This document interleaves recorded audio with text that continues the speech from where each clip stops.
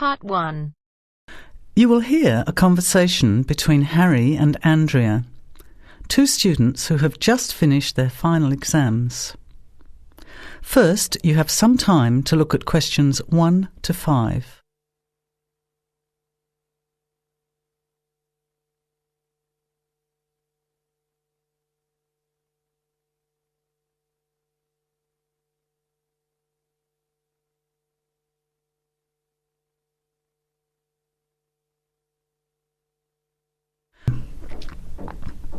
Listen carefully to the conversation and answer questions 1 to 5. Hi Andrea, how are you feeling now that exams are over? It's fantastic to have finished, isn't it? And to sleep in every morning. What about you? Well, I've been catching up on sleep too, but I've got a lot to do before I leave for England. Perhaps you could give me some advice. I've got a lot of things I can't possibly take back with me, but I don't know what to do with them. Well, it depends on what sort of things they are and whether you're thinking of giving them away or selling them. Well, almost everything. Furniture, the fridge and other kitchen stuff that I bought from the previous tenant. But the new people have already got what they need, so they're not interested in buying stuff from me. I can't afford to give it away, but I'm not sure how to sell it all. Oh, and there are some clothes and books as well. Why can't you take them? The books are really heavy. It's so expensive if you exceed the airline baggage allowance. And the clothes just won't all fit in my suitcase. It's amazing how much stuff I've accumulated since I've been here. Anyway, I don't think I'll need as many summer clothes in England as I have here in Australia. I see. Well, there are several alternatives. First of all, you could put up notices around the university about the books. You know, on the notice boards in the Student Union building and in the economics department. Anywhere second and third year students will see them. People are always keen to buy cheap textbooks. OK, what should I say on the notices? Just put the titles, authors and price you want, your name of course, and maybe put your phone number on those little tear-off tags. That's a good idea. And what about the furniture? You could try doing the same thing, but usually students are away all summer, so they don't want to buy furniture now. Another place to try might be a second-hand shop.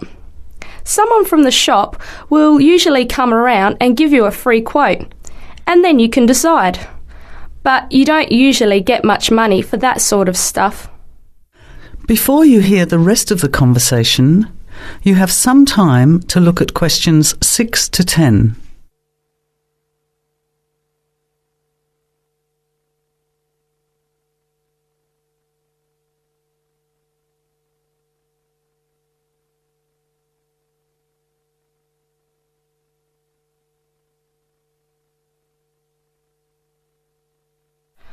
Another alternative is to put an advertisement in the Trading Post. Do you know that paper? It comes out every week advertising things people want to sell. You have to pay to put the advert in and then hope people phone. Give them as much information as possible, and if they're interested, invite them to come and have a look. The hard part is agreeing on a price. No, I haven't seen the Trading Post. But I should have a look at it, and I could advertise the fridge, the microwave and the furniture.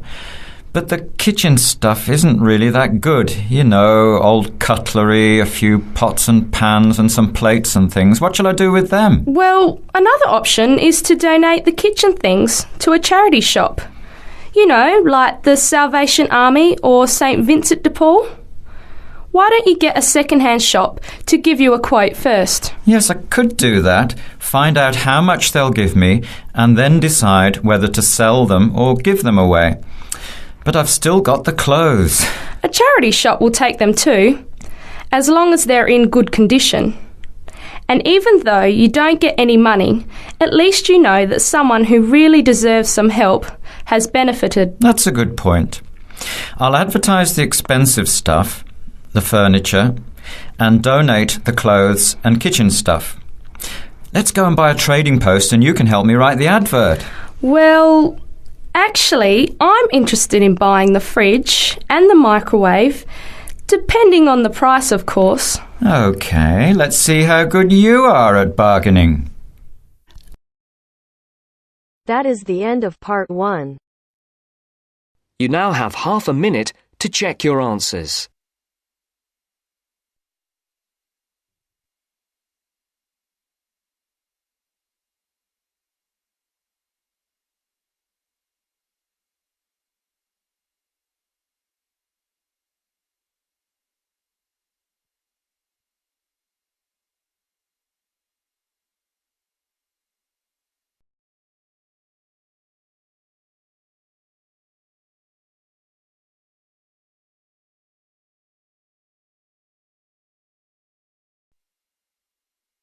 Now turns to part 2. Part 2. You will hear an extract from a talk about facilities for students with disabilities. First, you have some time to look at questions 11 to 13.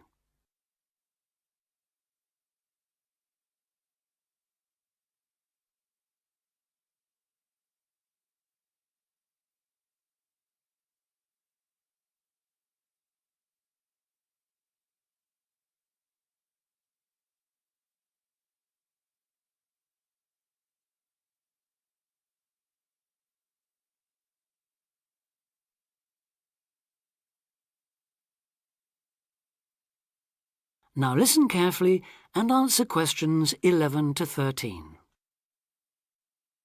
Welcome to Student Times, the programme with all the latest on what's happening at universities around the country. Today we'll be discussing disabled applicants and the kind of support they can expect to find, or not find, at the university of their choice. With me to tell us more is Student Disability Advisor Sally Taylor. Good morning, Sally. Good morning, Hugh.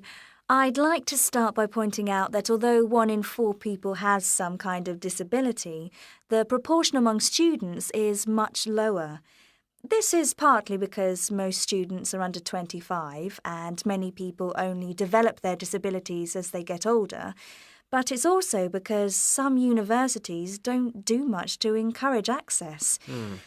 It is true, though, that some have quite sticky problems when it comes to, for instance, wheelchair access, ancient buildings, cobbled streets built centuries ago, and so on. When faced with such a situation, some universities make an extra special effort to provide for students with particular disabilities, while others have specialist accommodation. In fact, all universities should have a written policy statement on students with disabilities, setting out what facilities they have, what their attitude is, and what they're prepared to do. But having said that, only you can properly understand the challenges of any disability you have, and so before accepting a place at a university, or even while you're considering applying, if only to raise the university's awareness, it's good to talk to them and find out how much they can and will do for you. The problem is who to talk to. Most universities and some students' unions have a disability advisor who is supposed to know what facilities they already have and will help with further arrangements if necessary or possible. However, all too often this person is a token. Sometimes it's just an extra responsibility given to a secretary.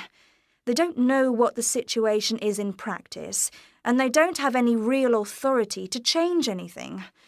So, given that for any prospective student it's best to visit a university before applying, it's an especially good idea for students with disabilities or special needs to check whether the place really does come up to scratch.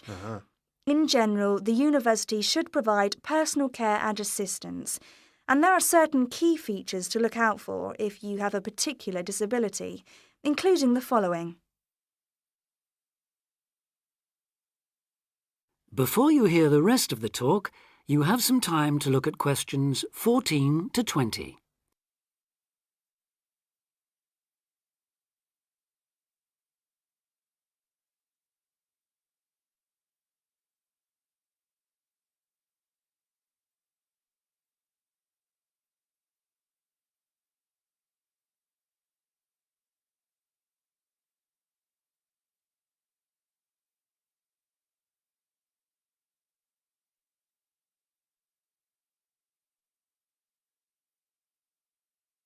Now listen and answer questions 14 to 20.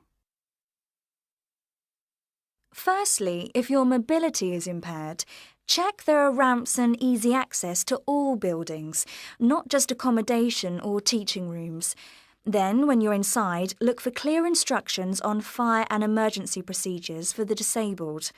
Also, make sure there are lifts that work, not the usual ones that seem to be out of order half the time.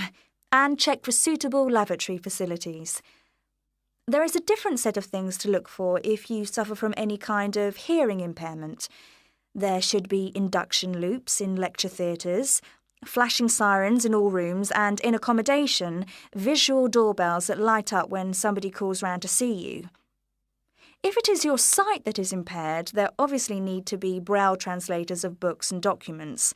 In all buildings, the stairs, floors, doorways and windows must have clear markings, and there also have to be special fire and emergency procedures for you. If you suffer from dyslexia, you will need a computer for general use and in exams.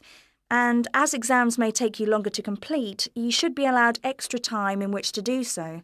This applies to work in general too. There are, of course, many other possible health difficulties that you may suffer from, such as diabetes, epilepsy or heart conditions. If this is the case, check the availability of access to appropriate treatment, including medication and/or therapy.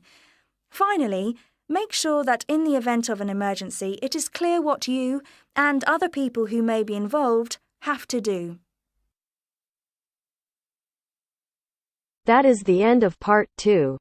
You now have half a minute to check your answers.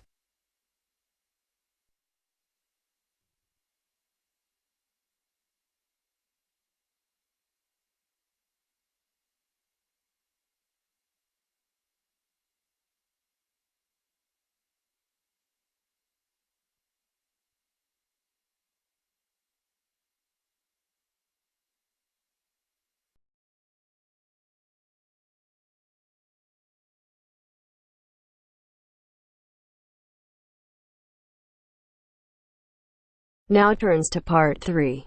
Part 3. First, you have some time to look at questions 21 to 26.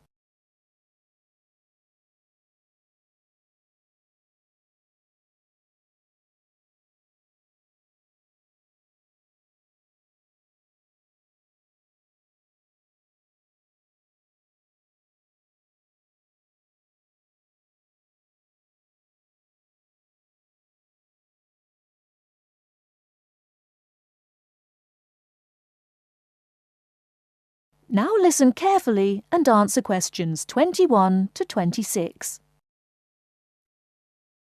Good evening, and welcome to this month's Observatory Club lecture. I'm Donald Mackey, and I'm here to talk to you about the solar eclipse in history. 1,000 years ago, a total eclipse of the sun was a terrifying religious experience. But these days, an eclipse is more likely to be viewed as a tourist attraction than as a scientific or spiritual event. People will travel literally miles to be in the right place at the right time to get the best view of their eclipse. Well, what exactly causes a solar eclipse? When the world goes dark for a few minutes in the middle of the day. Scientifically speaking, the dark spot itself is easy to explain. It is the shadow of the moon streaking across the earth. This happens every year or two, each time along a different and, to all intents and purposes, a seemingly random piece of the globe. In the past, people often interpreted an eclipse as a danger signal heralding disaster, and in fact, the Chinese were so disturbed by these events that they included among their gods one whose job was to prevent eclipses. But whether or not you are superstitious or take a purely scientific view, our earthly eclipses are special in 3 ways. Firstly, there can be no doubt that they are very beautiful. It's as if a deep blue curtain had fallen over the daytime sky as the sun becomes a black void surrounded by the glow of its outer atmosphere. But beyond this, total eclipses possess a second, more compelling beauty in the eyes of us scientists, for they offer a unique opportunity for research. Only during an eclipse can we study the corona and other dim things that are normally lost in the sun's glare. And thirdly, they are rare. Even though an eclipse of the sun occurs somewhere on Earth every year or two, if you sit in your garden and wait, it will take 375 years on average for one to come to you. If the moon were any larger, eclipses would become a monthly bore. If it were smaller, they simply would not be possible. The ancient Babylonian priests, who spent a fair bit of time staring at the sky, had already noted that there was an 18-year pattern in their recurrence, but they didn't have the mathematics to predict an eclipse accurately. Before you hear the rest of the talk, you have some time to look at questions 27 to 30.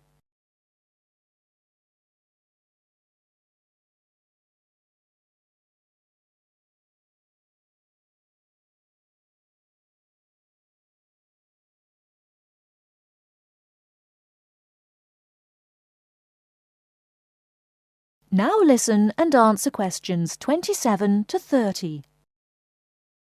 It was Edmund Halley, the English astronomer, who knew his maths well enough to predict the return of the comet, which incidentally bears his name, and in 1715 he became the first person to make an accurate eclipse prediction. This brought eclipses firmly into the scientific domain, and they have since allowed a number of important scientific discoveries to be made. For instance, in the eclipse of 1868, two scientists, Janssen and Lockyer, were observing the sun's atmosphere, and it was these observations that ultimately led to the discovery of a new element. They named the element helium after the Greek god of the sun.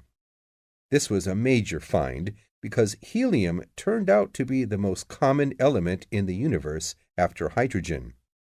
Another great triumph involved mercury. I'll just put that up on the board for you now. See, there's Mercury, the planet closest to the sun. Then there's Venus, Earth, etc. For centuries, scientists had been unable to understand why Mercury appeared to rotate faster than it should. Some astronomers suggested that there might be an undiscovered planet causing this unusual orbit, and even gave it the name Vulcan.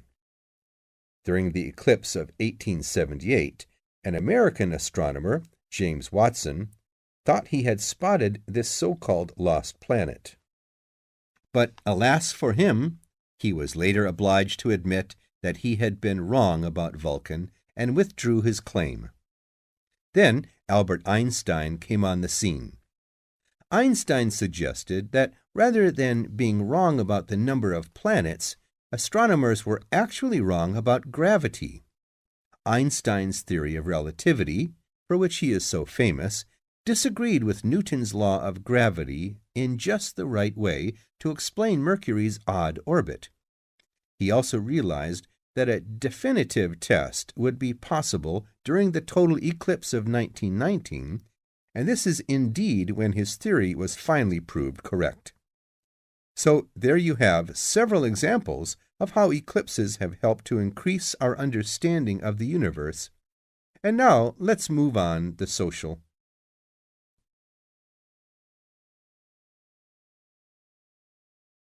That is the end of part 3. You now have half a minute to check your answers.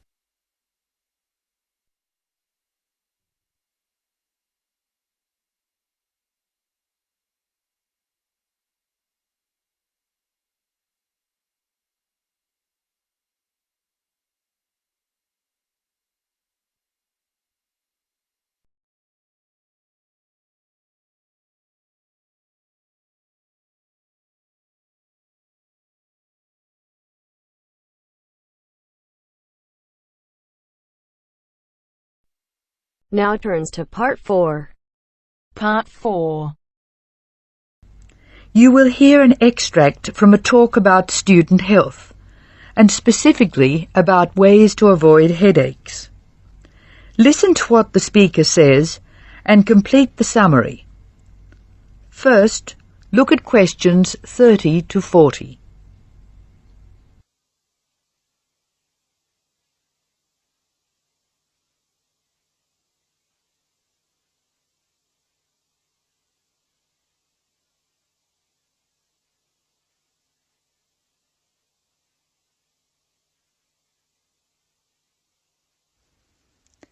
As you listen to the talk, answer questions 30 to 40.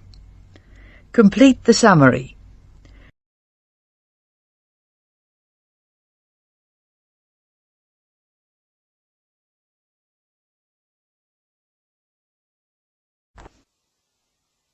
Hello, welcome to the Student Orientation Programme. Today's session is on health issues, and this talk is about headaches and how to avoid them. It may surprise you to hear that headaches are often caused by hunger. In fact, one study suggested that 70% of headaches are related to hunger, which makes it the principal cause. The advice is simple: eat 3 meals a day and try to keep to a fairly regular schedule of meals. People associate noise with headaches, and for most of us, excessive noise creates the conditions for a headache. Very loud noise is unpleasant, and people usually remove themselves from it.